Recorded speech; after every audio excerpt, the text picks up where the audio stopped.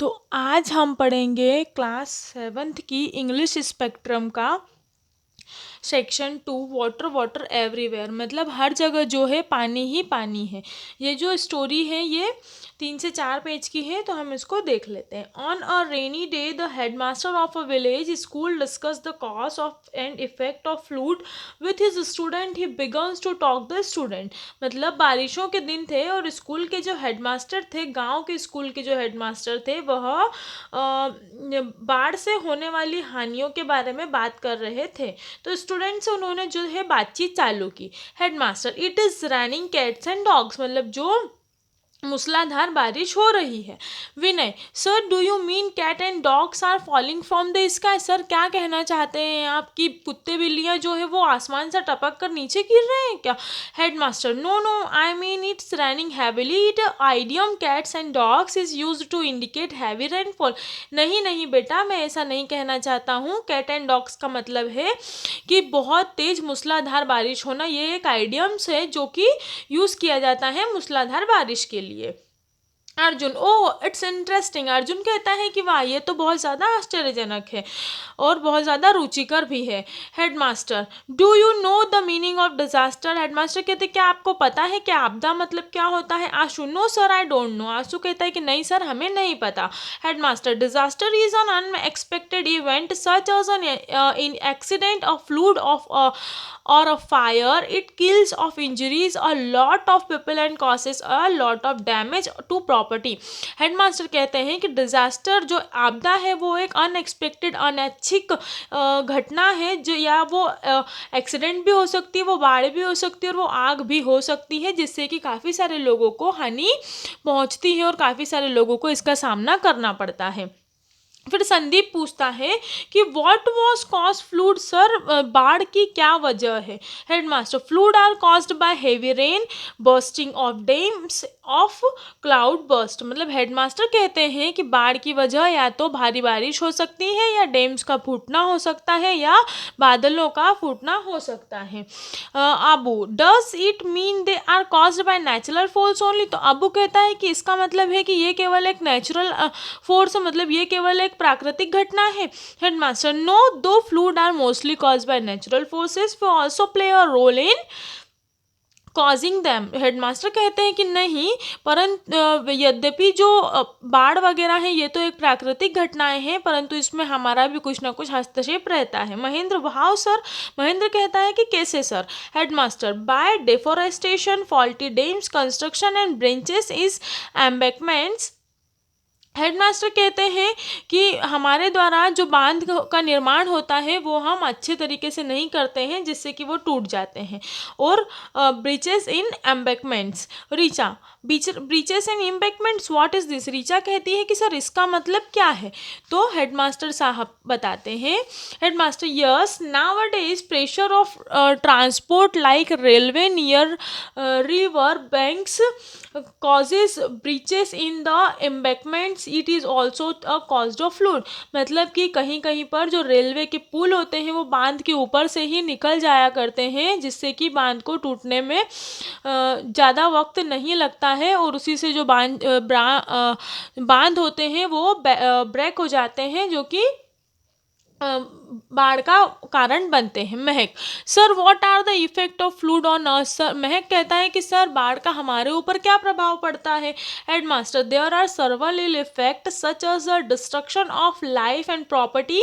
इपिडेमिक्स can also occur after floods. Headmaster कहते हैं कि यहाँ पर हमारे ऊपर बहुत सारे प्रभाव पड़ते हैं, जैसे कि हमारी लाइफ को और प्रॉपर्टी को भी बहुत सारी हानि होती है, और साथ में कुछ इपिडेमिक्स असर भी हमारे ऊपर देखे जाते हैं। Kapil, what were the epidemics. Kapil कहता है कि इपिडेमिक्स मतलब क्या होता है। Headmaster, epidemics are infections disease which spreaded by mean of contaminated water, flood and air.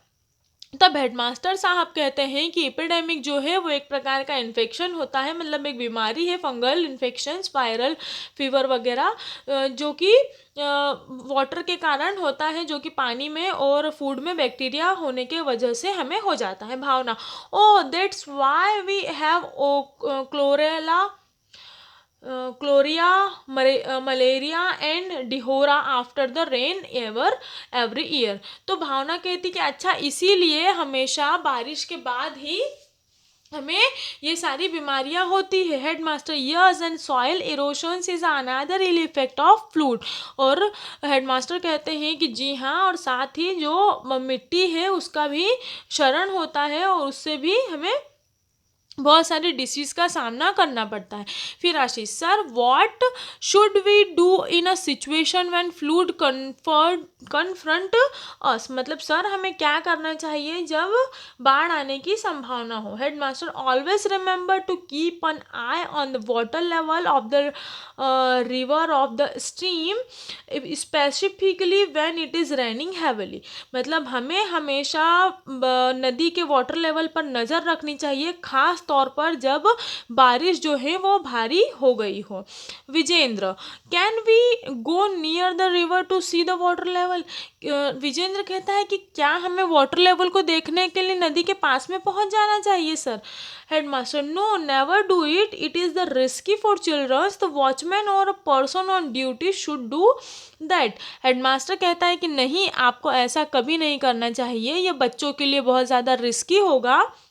आपको ये चीज़ बताने के लिए वहाँ पर ऑन ड्यूटी जो भी रहेंगे वो आपको इस बात की मतलब चेतावनी दे देंगे। Nisha, sir last year some childrens of the nearby village went near the stream and one of them was drowned. Sir last year क्या हुआ था कि गांव के कुछ बच्चे थे वो जो नदी का पानी देखने के लिए गए थे, तो उसमें से एक बच्चा जो है वो पानी में गिर गया। Headmaster, yes, it was horrible, so always keep a safe distance from the flooded river on और स्ट्रीम।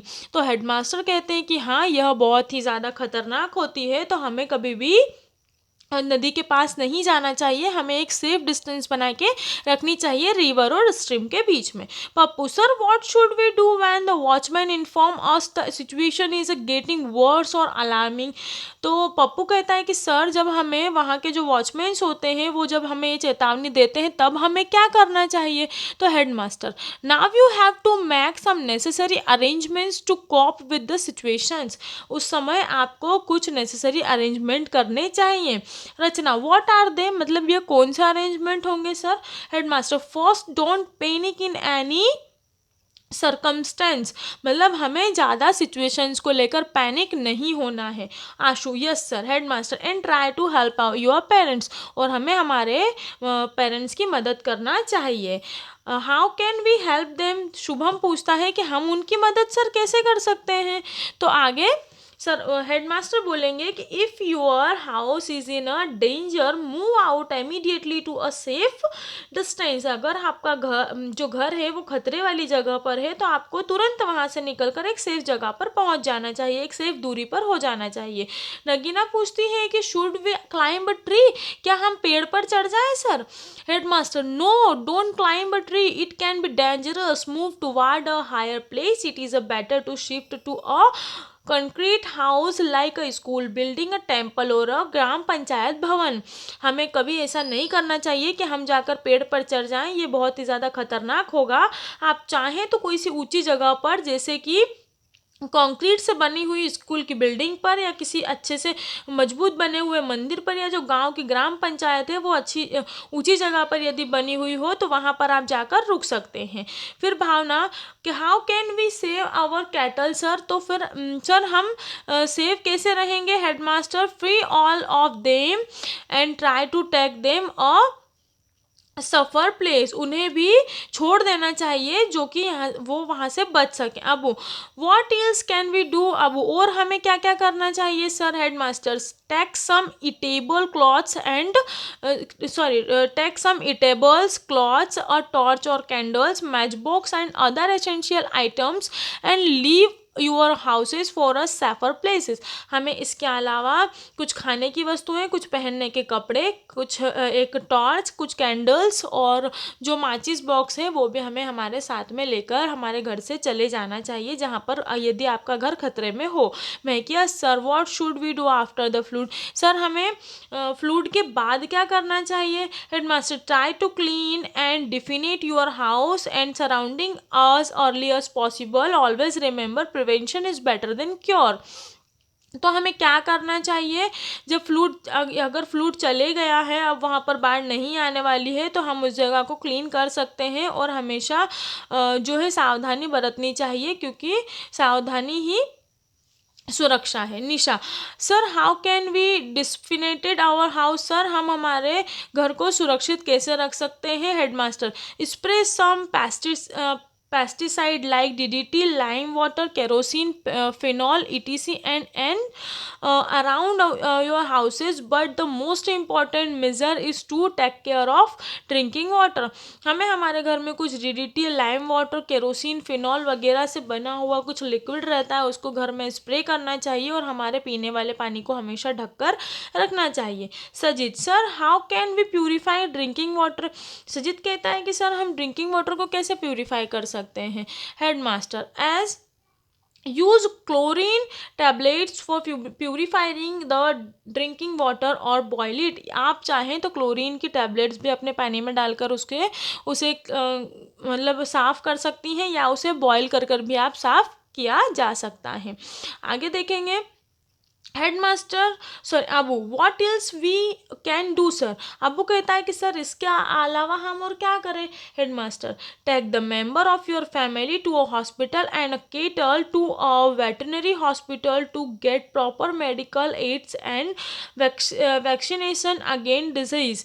मतलब हेडमास्टर कहते हैं कि अगर बाढ़ की वजह से किसी को कोई गंभीर चोट आई है या फिर कोई गंभीर हालत में है, वो चाहे तुम्हारे पशु हो या तुम्हारे घर के पेरेंट्स हो, उन्हें मेडिकल सपोर्ट देना चाहिए, उन्हें हॉस्पिटल ले जाना चाहिए और उन्हें वैक्सीनेशन करवाना चाहिए डिजीज़ के अगेंस्ट। तो ये जो चैप्टर था हमारा, ये था वाटर एवरीवेयर। इसके बाद नेक्स्ट वाले वीडियो में हम इसके क्वेश्चन आंसर्स और पूरे